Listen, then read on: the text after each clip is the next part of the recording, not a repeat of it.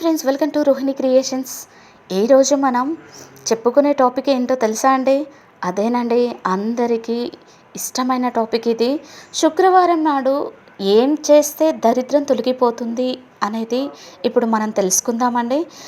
ఈ దరిద్రం అనేది తొలగిపోవాలి అంటే మనం ముఖ్యంగా చేయవలసింది శుక్రవారం నాడు ఇల్లు కడగడం కానీ, తడిగుడ్డ పెట్టి తుడవడం కానీ చెయ్యరాదండి.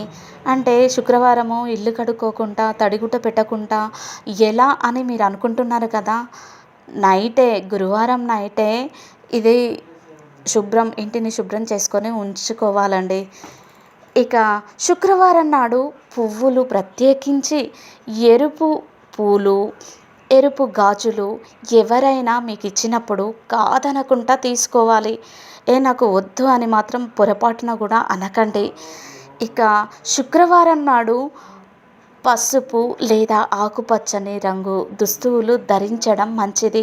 వీలైతే ఈ కలర్ దుస్తువులను ధరించడానికి ప్రయత్నం చేయండి. డబ్బు మన చేతిలో నిలవాలి అంటే ముఖ్యంగా పాటించవలసిన చిట్కాలు ఏంటి అనేది ఇప్పుడు ఇంకొన్ని తెలుసుకుందాము. అవి ఏంటి అంటే, ఆగ్నేయంలో వంటగది ఉండాలి, ఉత్తర దిక్కున కుబేరుడి విగ్రహం పెట్టాలి, పశ్చిమ దిక్కులో లాకరు ఉంచకండి. Thank you for watching. ఇలాంటి వీడియోస్ ఇంకా కావాలి అంటే ఈ ఛానల్ని లైక్ చేయండి, షేర్ చేయండి, సబ్స్క్రైబ్ చేయండి.